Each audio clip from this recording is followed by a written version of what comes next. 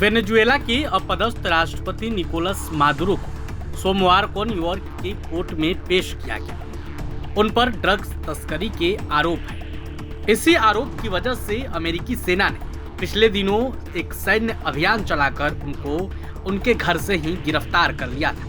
साथ में उनकी पत्नी को भी गिरफ्तार किया गया। सोमवार को कोर्ट में पहली पेशी हुई। कोर्ट में अपनी पहली पेशी पर निकोलस मादुरो ने खुद को निर्दोष बताया। उन्होंने कहा कि मेरा अपहरण किया गया है। मादुरो ने न्यूयॉर्क कोर्ट में जज से कहा, मैं निर्दोष हूं, मैं दोषी नहीं हूं, मैं एक नेक इंसान हूं, अपने देश का राष्ट्रपति हूं। उन्होंने यह भी कहा कि उनका अपहरण किया गया है। अमेरिका ने वेनेजुएला पर नार्को टेररिज्म का आरोप लगाया है। हालांकि मादुरो ने इस आरोप को सिरे से खारिज कर दिया है।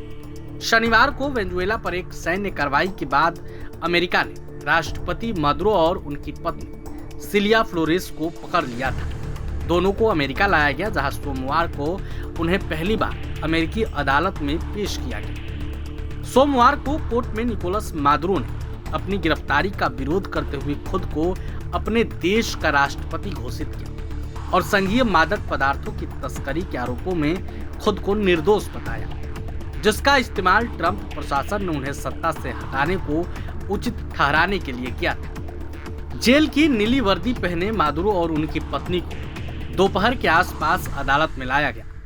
मादुरो को लेकर एक हेलीकॉप्टर अदालत के पास बने हेलीपैड पर उतरा। हेलीकॉप्टर के उतरते ही तुरंत एक वैन में बैठाया गया और वहां से सीधे अदालत ले जाया गया, जिसके बाद अदालती कार्रवाई शुरू हुई। इस पूरे दौरान सुरक्षा व्यवस्था टाइट रहा।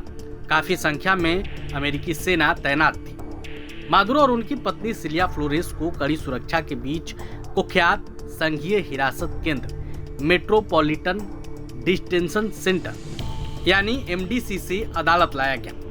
दोनों को हेलीकॉप्टर से मैनहट्टन लाया गया था और इसके बाद भारी पुलिस सुरक्षा में उन्हें अदालत तक पहुंचाया गया। मादुरो और उनकी पत्नी पर मुख्य आरोपों में नार्को टेररिज्म की साजिश शामिल है।